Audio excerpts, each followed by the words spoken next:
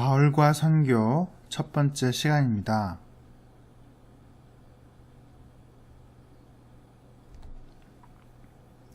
요하네스 니센의 신약 성경과 선교에서 참조하겠습니다.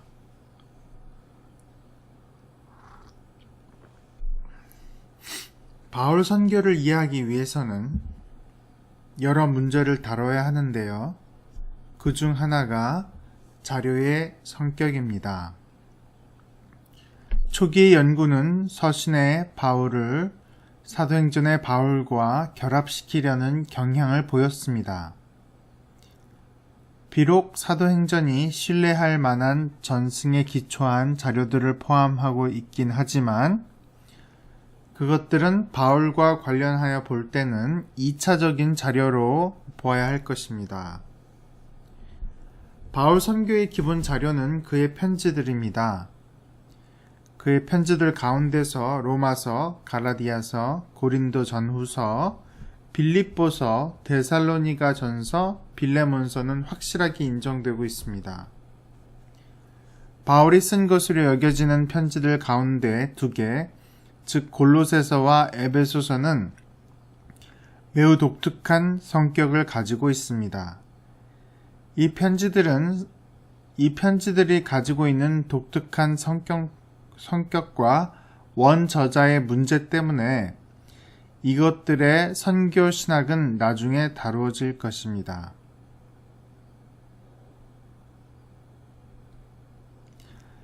또 다른 문제는 바울의 선교 이해의 특징과 관련되어 있습니다. 그의 개인적 체험은 어느 정도로 그의 선교를 특정짓고 있습니까? 세 번째 문제는 선교 이해라는 용어를 어떻게 규정해야 하느냐 하는 것입니다. 이 용어는 이론과 실천을 모두 암시할 수 있습니다. 첫 번째 경우는 바울 선교의 신학적 기초 혹은 동기에 초점이 맞추어집니다. 두 번째 경우는 그의 선교 활동 그리고 활동의 내용과 형식에 초점이 맞추어집니다.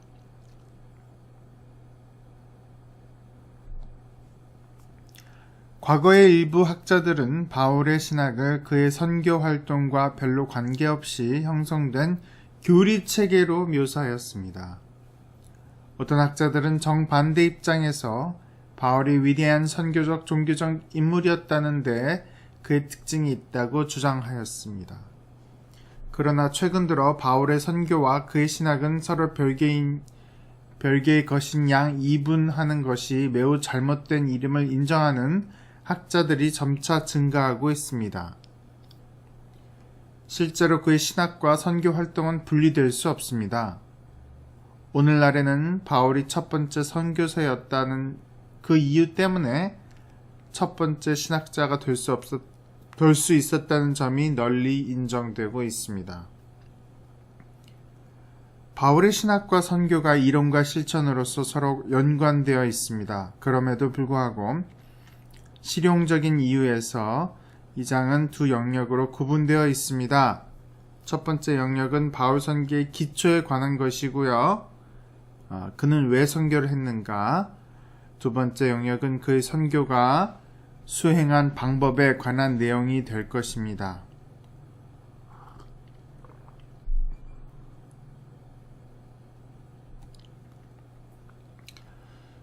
선교와 신학의 내적 통일성은 바울이 그리스도의 삶을 살기 시작한 때로 거슬러 올라갈 수 있습니다.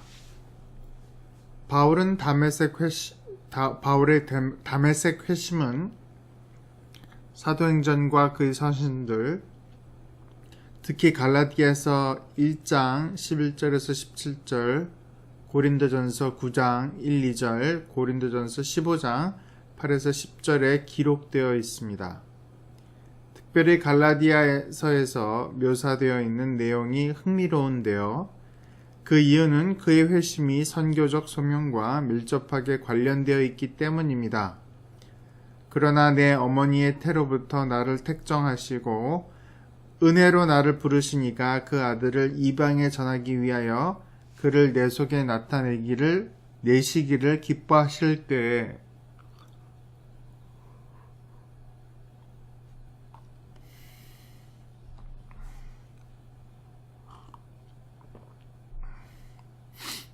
이 본문에서 바울은 자신의 체험을 이사야와 예레미야의 소명과 비슷한 어떤 예언자적 소명의 관점에서 묘사하고 있습니다. 대체로 그의 체험은 회심과 관련되어 있습니다. 그러나 그 체험의 성격이 회심이라는 단어와 관련 짓는 것처럼 종교를 바꾼 것이 아닙니다. 바울은 동일한 하나님을 섬기면서 단지 그분의 사역을 위해 새롭고 특수한 소명을 받은 것 뿐입니다. 하나님의 메시아는 유대인인 그에게 하나님의 메시지를 이방인에게 전하도록 요구하셨습니다. 만일 회심이 종교의 변화를 의미한다면 바울의 회심이라는 표현을 반대하는 주장에도 나름대로 타당성이 있다고 볼 수 있습니다. 그러나 바울의 소명은 분명히 철저한 방향의 전환, 즉 완전한 재방향 설정, reorientation을 야기하고 있습니다. 그러므로 바울에게 일어난 일을 가장 잘 묘사할 수 있는 방법은 바울의 두 가지 용어, 회심과 소명을 함께 사용하는 것입니다.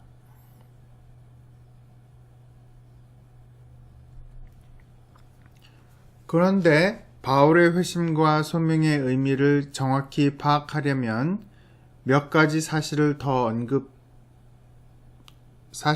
언급될 필요가 있습니다. 첫째, 회심하기 전 바울은 율법 준수를 강조하던 한 열광적인 유대인이었습니다. 둘째로, 다메섹에서 바울에게 일어난 일이 하나님의 역사로 의한 일로 해석되었습니다. 나에 된 것은 하나님의 은혜로 된 것이니. 셋째로, 이 회심은 그의 삶의 방식과 세계관에 있어서 철저한 수정, radical revision을 의미했습니다. 바울은 초기 기독교 운동의 박해자로 활동했을 때 그 박해에 앞장섰던 우두머리들 가운데 한 사람이었습니다. 내 조상의 요준에 대하여 더욱 열심히 있었으나 그런데 그가 이방인을 위한 사도가 되었습니다. 율법에 흠없는 준수자였던 그가 이방인을 위한 사도가 되었습니다. 율법에 흠없던 그가 이방인을 위해 율법의 가치를 철저하게 무시하게 되었습니다. 바울은 그리스도를 만남으로 모든 것을 근본부터 다시 생각해야 했습니다.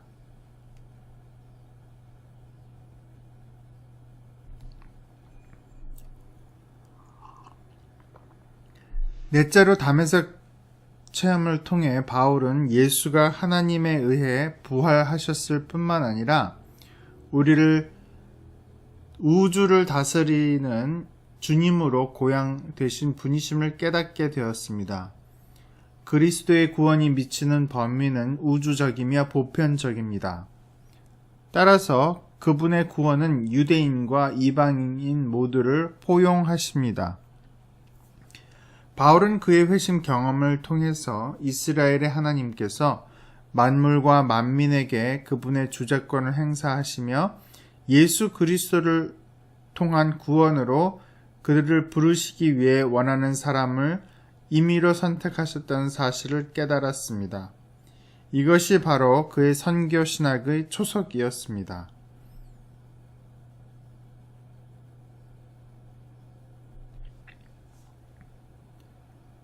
로마서의 신학은 역사적 종말론적 관점에서 바울 선교와 밀접하게 연관되어 있습니다.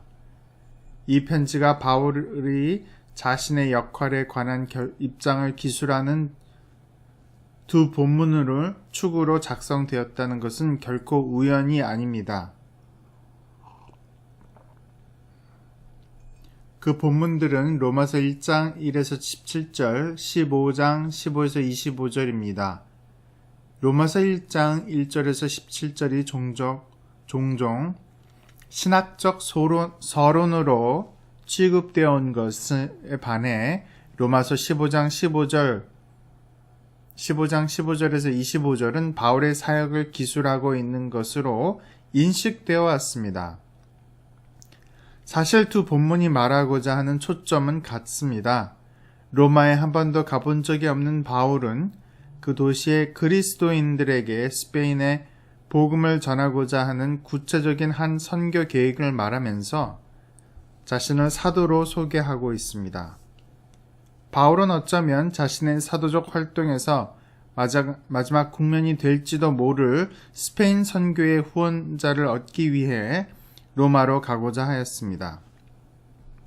그의 신학적 주장들은 선교 사업의 맥락에서 표현되고 있습니다.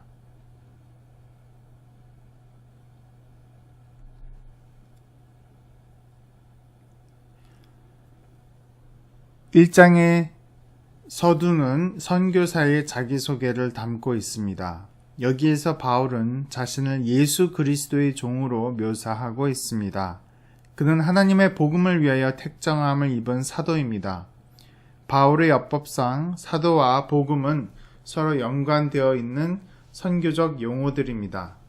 바울은 또 말하기를 헬라인이나 야만이나 지혜 있는 자나 어리석은 자에게 다 내가 빚진 자로다 라고 말씀합니다. 바울이 빚을 지고 있는 것은 오직 예수 그리스도의 복음뿐입니다. 이런 통찰이 유명한 로마서 1장 16절에서 17절의 배경을 이루고 있습니다. 내가 복음을 부끄러워하지 아니하노니 이 복음은 모든 믿는 자에게 구원을 주시는 하나님의 능력이 됨이라. 첫째는 유대인에게요 또한 헬라인에게로다. 여기에서 두 가지가 언급될 필요가 있습니다. 첫째, 바울은 로마에 있는 교회에 자신의 선교를 소개하면서 자신을 유대인과 이방인 가운데 한 사도로 보고 있습니다. 그는 자신의 선교가 어떻게 하나님의 전체 계획과 조화를 이루고 있는지 그들에게 설명하고 싶어 합니다.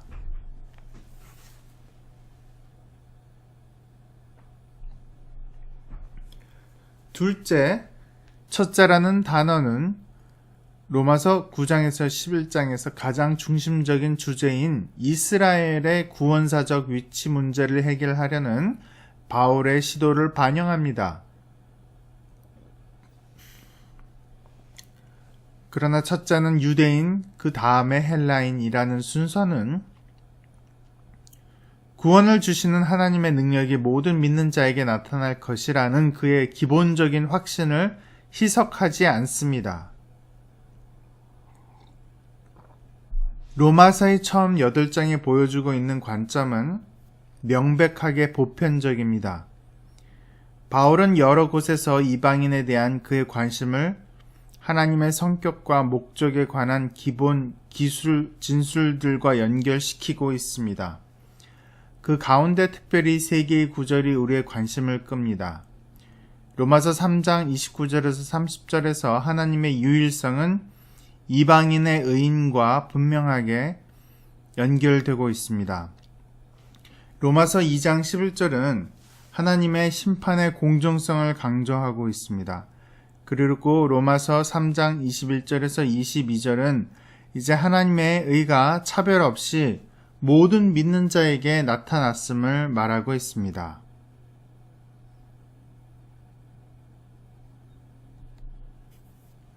사실 모든 사람이 죄를 범하였고 따라서 모든 사람이 예수 그리스도 안에서 하나님의 공의를 경험하도록 부름을 받았습니다. 구원을 위한 예수의 죽음은 모든 사람을 위한 것이므로 유대인과 이방인에게 똑같이 적용됩니다. 따라서 그것은 경건치 않은 자들의 의인, 즉 믿음에 의한 의인으로서 모든 민족에게로 나갈 수 있는 길을 열어놓았습니다. 바울은 한 백성이 다른 백성들보다 더 누리고 있는 역사적 유익들을 중시하면서 하나님 앞에서 받는 죄의 심판에 있어서 유대인과 이방인 사이에 차별이 없으며 하나님께 나아감에 있어 유대인과 이방인 사이에 차별이 없는 복음을 선포하였습니다.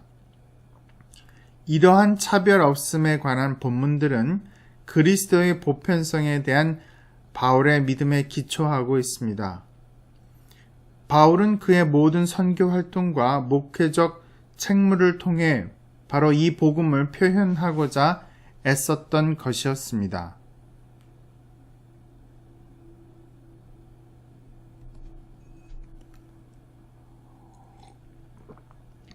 따라서 요약하자면 바울은 로마서에서 선교의 기초에 중요한 의미를 제공하는 많은 개념들을 사용하고 있습니다. 선교의 근거는 하나님의 은혜이며 선교를 위한 유일하게 요구되는 것은 믿음입니다. 그리고 이 믿음은 의인으로서 불리는 한 선물에 기초하고 있습니다.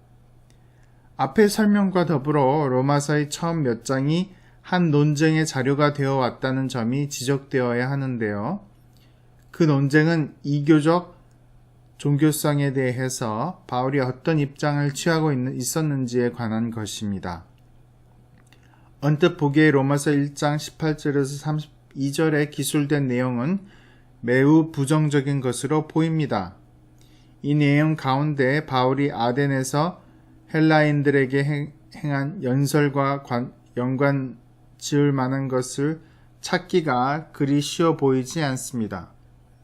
이교적 신앙은 우상 숭배와 배교로 여겨집니다. 이는 저자가 바울의 진리를 거짓으로 바꾸어 피조물을 조물주보다 더 경배하고 섬김이라 했습니다. 종종 이교적 신앙에 대한 이런 태도가 바울의 선교적 설교에 일반적으로 나타나는 특징이라는 주장이 제기되어 왔습니다.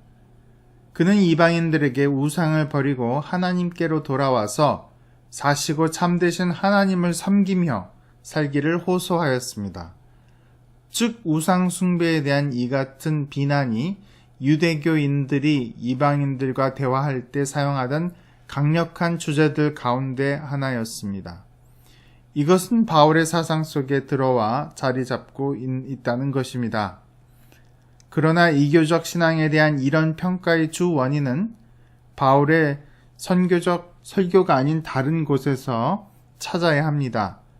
우리는 그의 신학적 변론을 검토해 보아야 할 필요가 있습니다. 그의 추론은 그렇게 썩 조리 있어 보이지는 않습니다. 처음에는 믿음으로 의롭게 된다는 것에 대한 긍정적인 진술이 나옵니다. 그런데 그 다음에는 갑자기 이방인의 죄에 대한 강한 부정적 진술이 등장합니다.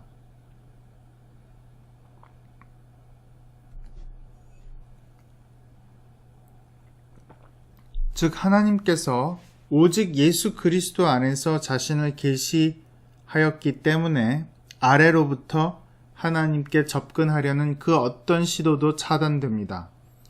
이 해석은 이방인들도 하나님을 알 가능성과 율법을 지킬 가능성을 가지고 있다는 사실에 의해 확인됩니다.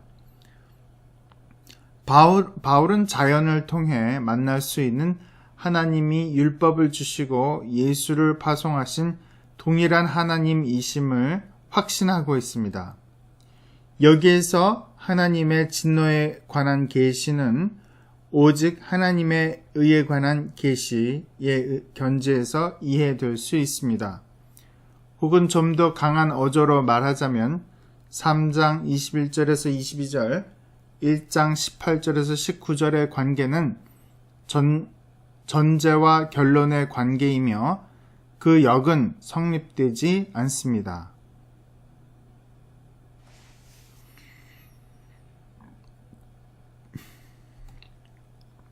1장 18절에서 31절은 두 가지를 분명하게 말씀하고 있습니다.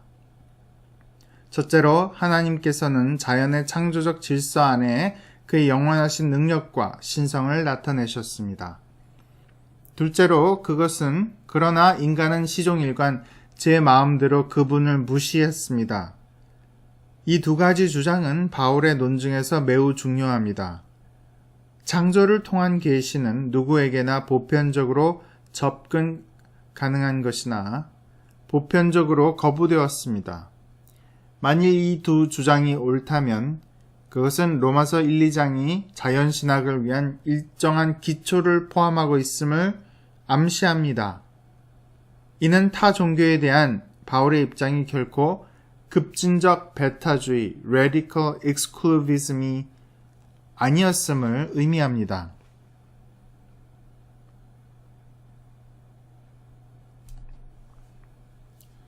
고린도후서 5장 14절에서 21절의 단락은 바울이 선교 이해를 보여주는 많은 진술을 포함하고 있습니다.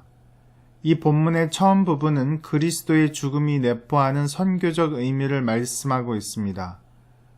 그리스도의 사랑이 우리를 강권하시는도다. 우리가 생각하건대 한 사람이 모든 사람을 대신하여 죽었은즉 모든 사람이 죽은 것이라. 저가 모든 사람을 대신하여 죽으심을 산 자들로 하여금 다시는 저희 자신을 위하여 살지 않고 오직 저희를 대신하여 죽었다가 다시 사신 자를 위하여 살게 하려 함이니라. 또한 이 단락은 바울의 선교 동기에 관한 가장 깊은 차원을 보여주고 있습니다. 즉 바울의 선교 동기는 그로 하여금 복음을 선포하도록 강권하는 예수 그리스도 안에 있는 하나님의 사랑에 대한 불가항력적인 체험입니다.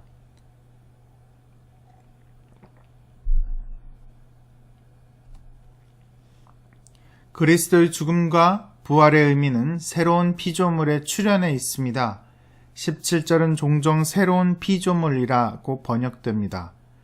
그러나 영어의 he is라는 표현은 원문에는 없는 말입니다. 언어학적으로 볼 때 이 구절은 there is a new creation 혹은 보다 매끄럽게 there is whole new creation으로 번역하는 것이 나을 것입니다. 이 구절의 강조점은 한 사람의 존재 자체가 변형된다는 데 있지 않고 자신의 삶이 그리스도를 받아들인 사람의 경우 그 삶의 관점이 달라진다는 것입니다. 이 구절에서 바울은 그가 왜 유대인을 유대인으로 혹은 헬라인을 헬라인으로 보지 않고 모든 사람을 그리스도 안에서 시작되는 새로운 세계의 견지에서 바라보는지를 설명하고 있습니다.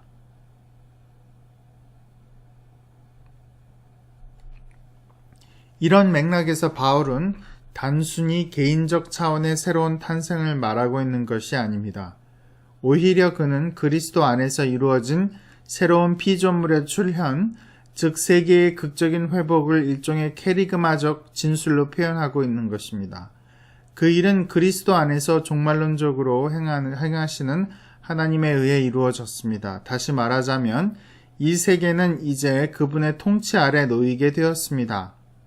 바울은 그 다음 구절들을 통해서 이러한 역사의 변화가 어떻게 자신으로 하여금 그리스도의 사신 엠베서더가 와 화해의 사역자로서의 사명을 깨닫게 만들었는지 설명하고 있습니다.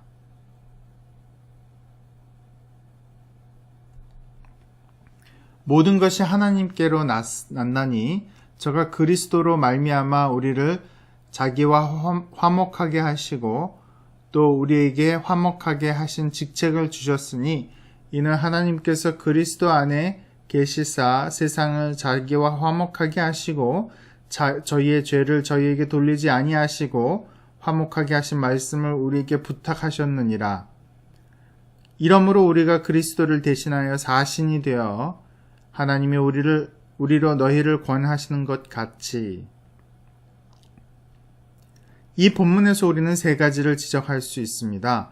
첫째, 바울은 자신과 다른 그리스도인들을 사신으로 엠베서더로 묘사하고 있습니다. 신자는 사신으로서 자기가 아닌 타인을 대표하는 것입니다. 그의 사역은 자신의 일이 아니라 타인으로부터 받은 것입니다. 그의 메시지 역시 그의 것이 아니라 그에게 위임된 것입니다. 따라서 바울의 사역에 있어서 진정으로 일하시는 분은 그가 아니라 하나님이십니다.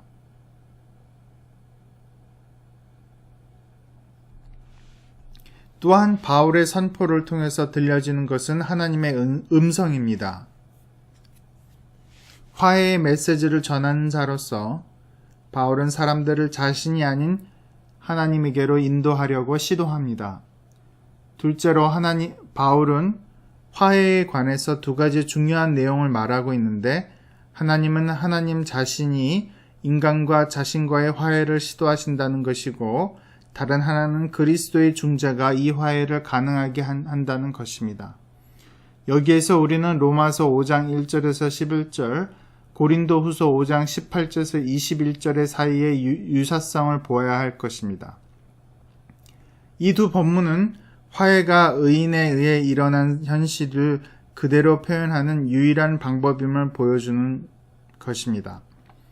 이것은 로마서 5장 9절에서 10절의 대구적인 표현에 의해서 특별히 화해를 저희의 죄를 저희에게 돌리지 아니하시는 하나님의 자비로운 태도로 묘사하고 있는 고린도후서 5장 19절에 의해서 확증되고 있습니다.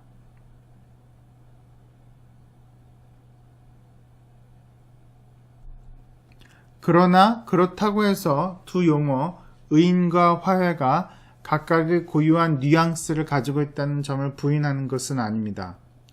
혹 바울이 왜 로마서 1장에서 4장에서 의인에 관하여 말하다가 5장에서 새로운 용어를 사용했는지 의문을 제기할 수 있을 것입니다. 마틴에 의하면 그 이유는 부분적으로 바울이 처음에는 구원론을 유대 민족을 위한 언약 갱신으로 제안하고 그리스도의 구원 행위를 보편화함으로써 언약적 신율주의 covenantal nomism이 아닌 믿음에 근거하여 이방인을 구원의 대상에 포함하기 위하여 나름대로 법정 변론식의 표현을 사용했으나 그런 방법에 만족하지 못했다는 데 있습니다. 따라서 마틴은 바울이 이방인에게 구원의 진리를 전달함에 있어서 화해의 개념을 그의 복음을 공식화하는 도구로 선택했다고 주장합니다. 그것은 인간의 보편적 필요, 즉 용서와 인격적 관계와 관련되어 있으며 그것의 범위는 개인적인 차원과 우주적 차원을 모두 포괄하고 있습니다.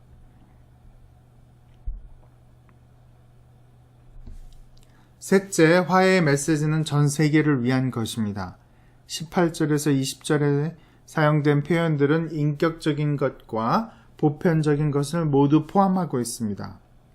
종종 19절이 우주적 구원론을 표현하고자 하고 있는 바울 이전의 영광송 형식 구를 포함하고 있다는 주장이 제기되어 왔습니다.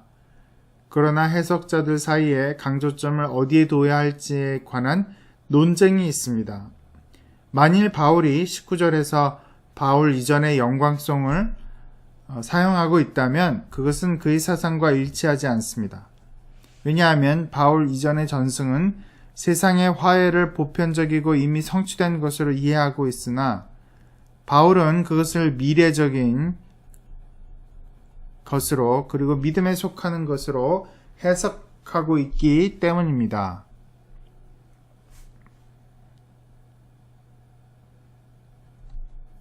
이런 맥락에서 불투만은 화해의 사역을 말씀의 선포를 통해 일어나는 종말론적 사건으로 규정하고 있습니다.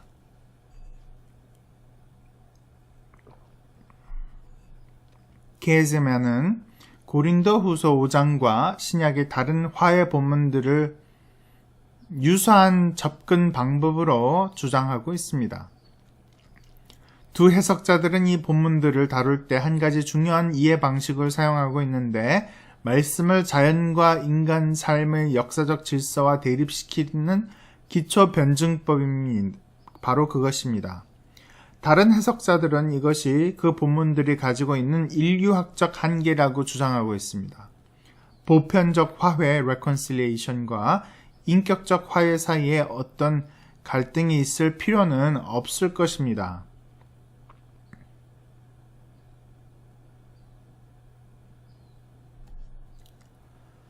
로마서와 고린도 후서에서 바울은 이방인들에게 복음을 전해야 할 자신의 의무에 대하여서 깊이 인식하고 있음을 말하고 있습니다.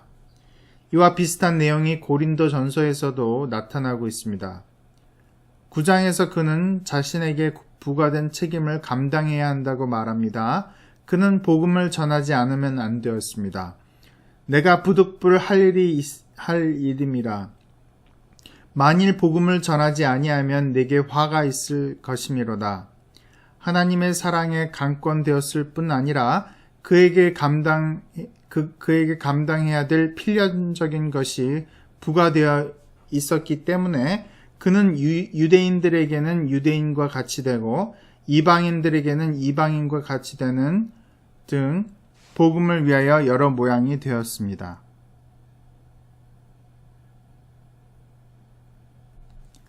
고린도전서 9장 19절에서 23절은 그의 모든 선교적 접근 방법을 특징짓는 바울의 고전적 공식으로 생각될 수 있습니다.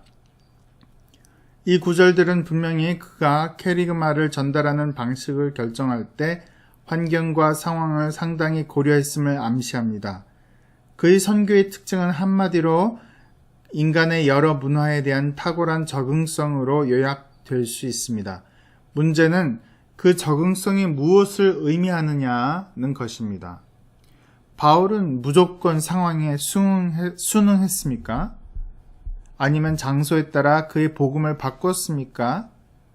만일 이것도 저것도 아니라면 그의 적응성의 근거는 무엇입니까?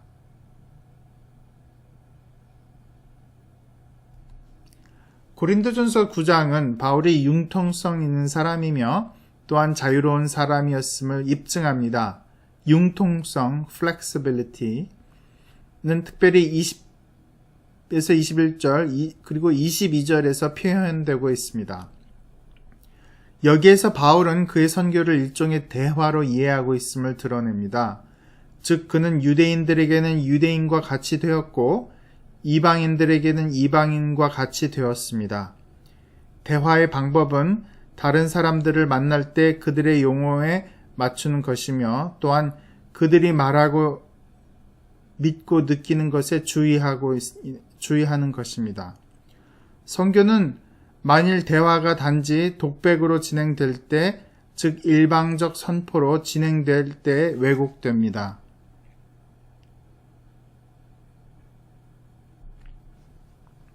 대화는 사람들이 있는 그 자리에서 시작됩니다.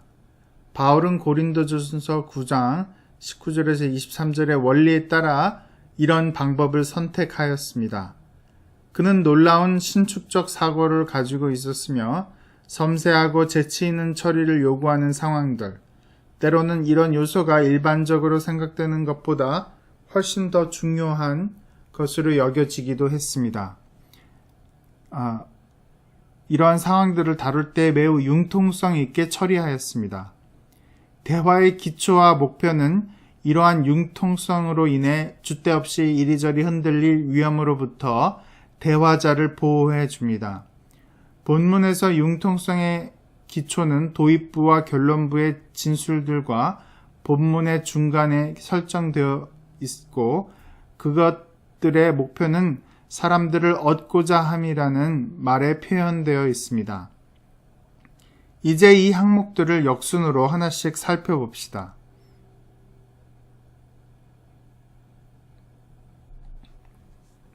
위에 정리된 구조를 통해 알 수 있듯이 얻다라는 단어는 5번이나 나오고 있습니다. 그러므로 바울의 목표는 부활하신 그리스도에게서 받은 사도적 직무를 성공적으로 수행하는 것, 복음을 위하여 유대인과 헬라인을 얻는 것임에 틀림없습니다.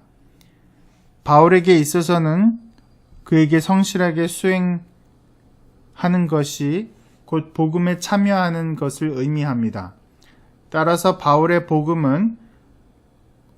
원리는 복음을 듣는 자들이 그 복음을 수용하는데 도움이 된다면 얼마든지 그들의 조건에 자신을 맞출 수 있다는 것입니다. 여기에서 얻다라는 단어의 이해를 위해 말들을 붙여보는 것이 유익할 수도 있습니다.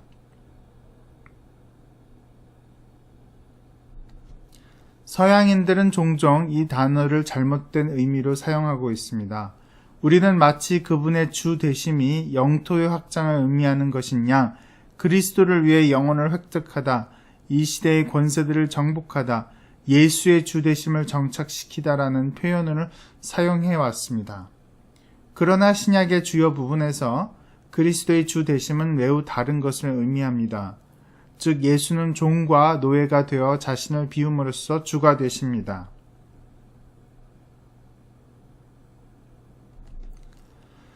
흥미로운 점은 바울이 도입부와 결론부에서 그가 빌립보서 2장에서 묘사한 그리스도를 우리에게 상기시키는 방식으로 자유와 예속의 관계를 묘사하고 있다는 것입니다. 바울은 자유로운 사람이었음에도 불구하고 모든 사람의 노예가 되었습니다.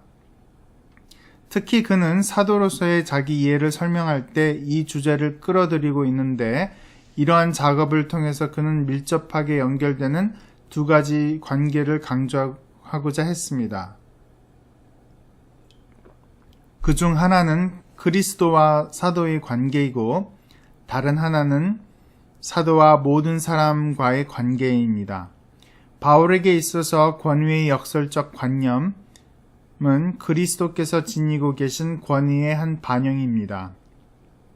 다시 말해서 19절과 22절에서 23절에서 바울은 그의 적응성에 대한 기본적 규범이 그리스도의 모델로부터 온 것임을 강조하고자 했습니다.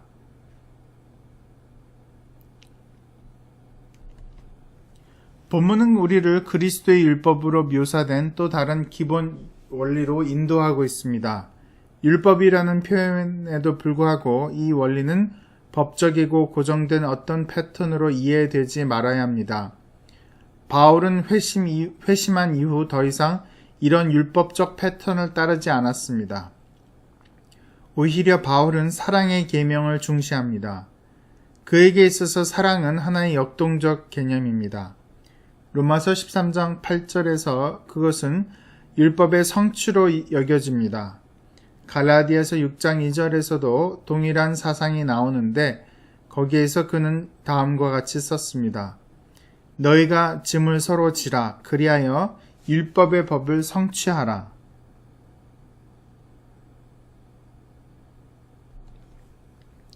그러므로 바울이 그리스도의 율법을 말할 때 비록 그가 예수에 관한 전승들을 마치 율법처럼 그 어떤 상황에서도 복종해야 할 것으로 여기고 있었음에도 불구하고 그가 말한 율법에 대해서 오해하지 말아야 합니다.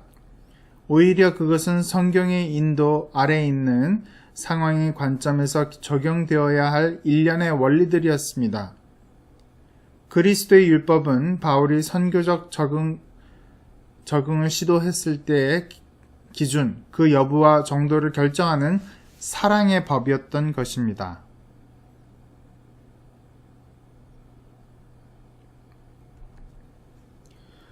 바울이 유대인들과 함께 있을 때에는 사회적으로나 종교적으로 유대인처럼 행동했음을 보여주는 증거가 많이 있습니다. 바울의 이런 모습은 특히 사도행전에서 두드러지게 나타납니다. 바울은 그의 선교적 설교를 회당에서 시작합니다. 그는 유대인들에게서 공식적으로 거부당한 이후에야 이방인들에게 향했습니다. 그는 디모데에게 할례를 행하였으며 유대적 관습에 따라 서원을 하였습니다. 그렇다고 해서 바울이 어떤 유대적 복음을 전하는 것입니까?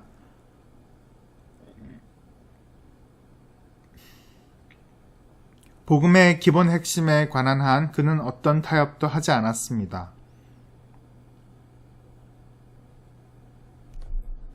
갈라디아서에서 그는 세 가지 복음에 대해서 말하고 있습니다. 첫째로 자신의 복음을 말하고 있는데요. 이것은 이방인, 즉 무할례자를 위한 복음입니다. 둘째로 유대인을 위한 복음을 말하는데요. 이것은 할례자, 즉 기둥같이 여기는 사도들이 전하는 복음입니다. 바울은 이 복음을 유대인에게서 적절한 것으로서 기독교적 선포의 한 정당한 형태로 인정하고 있습니다. 이 두 가지 복음의 지지자들이 서로 상대방의 정당성을 인정하고 상대방에게 자신의 복음을 강요하지 않는 조건에서 바울은 이런 상황을 수용하였습니다. 그러나 일부 사람들이 율법주의적 입장을 가지고 율법에 얽매이지 않는 바울의 이방인 선교를 반대하는 것이 분명합니다. 이들의 복음은 바울에 의해 다른 복음으로 일컬어지고 있는데 바울은 갈라디아서 1장 6절에서 9절에서 이것에 대해 맹렬하게 공격하고 있습니다. 이 세 번째 복음은 참된 복음을 왜곡한 것으로 보입니다.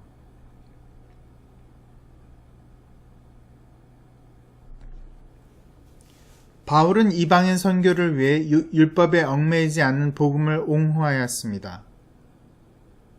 그리스도에 대한 믿음은 특정 전통의 준수에 좌우될 수 없으며 또한 그렇게 되어서도 안 됩니다.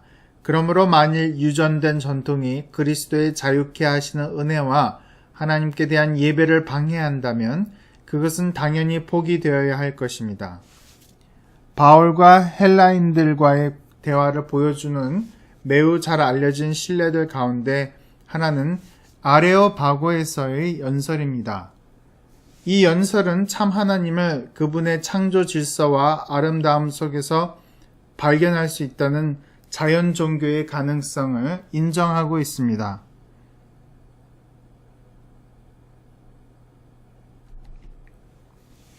세 번째 집단은 약한 자들로서 고린도 교회 안에 있는 한 집단을 가리킵니다. 바울은 그들을 완전하게 구분하고 있습니다. 그가 내가 약한 자와 같이 되었다고 말하지 않고 내가 약한 자가 되었다고 말하는 점에 주목할 필요가 있습니다. 바울은 약함이 그의 사도직의 한 특징임을 끊임없이 강조하였습니다. 이것은 22절에 나오는 얻다라는 단어가 20에서 21절에 나오는 얻다라는 단어와 정확하게 똑같은 의미를 가지고 있지는 않다는 것을 의미합니다. 왜냐하면 바울은 22절에서 그리스도인들을 염두에 두고 있지만 20에서 21절에서는 불신자들을 염두에 두고 있기 때문입니다. 그러나 바울이 결코 회심을 목적으로 생각하지 않고 있다는 점에서 그 둘의 차이는 과장되지 말아야 하겠습니다.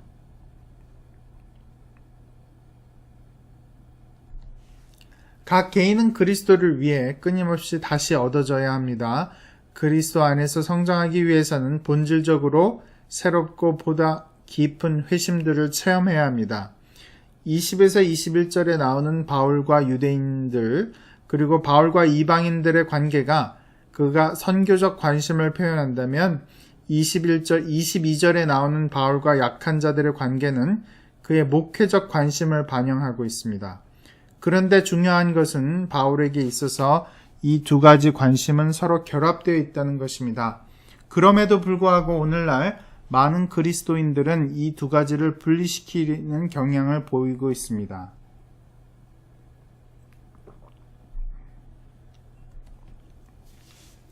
요약하자면 우리는 고린도전서 9장 19절에서 22절의 단락이 바울 선교의 두 가지 중요한 차원을 드러내고 있다는 것을 말할 수 있을 것입니다. 한편으로 이 구절들은 바울의 책임에 관해 말하고 있습니다. 즉 예수 그리스도의 복음은 차별 없이 모든 사람을 위해 예비되었으며 바울 자신은 가능한 한 많은 사람을 얻고자 노력해야 할 피할 수 없는 의무를 지고 있다는 것입니다. 다른 한편 이 구절들은 그의 선교 방법을 암시하고 있습니다. 복음을 전하는 바울의 방법은 융통성, flexibility, 감수성, sensitivity, 공감, empathy의 방법이었습니다.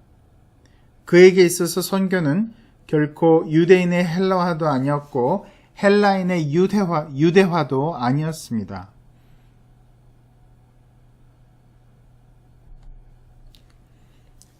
다른 문화의 사람들에 대한 바울의 적응성은 그가 인간과 공동체의 종교, 문화적 가치에 매우 민감했다는 것을 의미합니다. 그러나 그렇다고 해서 이것은 대상 문화의 완전한 동화나 기독교적 정체성의 상실을 뜻하지는 않습니다. 바울에게 있어서 기독교 정체성은 십자가에 의해 결정되었으며 십자가는 불가피하게 일부 문화적 요소에 대한 거부와 타인들에 대한 정화를 의미했을 것입니다. 십자가에 대한 바울의 설교는 고린도 전서를 시작하는 첫 장에서 가장 분명하게 표현되고 있습니다. 유대인은 표적을 구하고 헬라인은 지혜를 구하나 찾으나 우리는 십자가에 못 박힌 그리스도를 전하니 유대인들에게는 꺼리끼는 것이요 이방인들에게는 미련한 것이로되 오직 부르심을 입은 자들에게는 유대인이나 헬라인이나 그리스도는 하나님의 능력이요 하나님의 지혜니라. 아멘.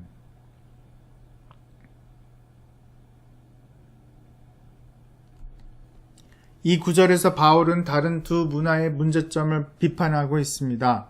유대인은 표적을 구하고 헬라인은 지혜를 찾는다는 말은 이 세상의 인간, 즉 하나님으로부터 소외된 인간 중심적 실존 속에서 하나님께 대한 모반을 반영하는 인간의 두 모습을 지적하고 있습니다. 종교적 자기 중심성은 필연적으로 십자가에 못 박힌 그리스도를 일종의 수치로 여길 것입니다. 왜냐하면 십자가를 통해서 하나님께서는 사람들이 기대했던 것과 반대되는 일을 하셨기 때문입니다. 지혜를 구하는 헬라인들의 지적 자기 중심성은 동일한 주제를 어리석은 짓으로 여깁니다. 왜냐하면 십자가 사건을 안에서 결정화된 성육신은 인간이 하나님께 이르는 길을 사색한 것이 아니라 하나님께서 인간의 현 세계로 내려왔음을 의미하기 때문입니다. 바울에 따르면 인간은 처음에 지혜로 하나님을 알 수 있을 가능성이 가졌지만 그 가능성이 상실되었기 때문에 하나님께서 완전히 새로운 방법, 즉 십자가를 통해 인간과 의사소통하기로 결정하셨습니다.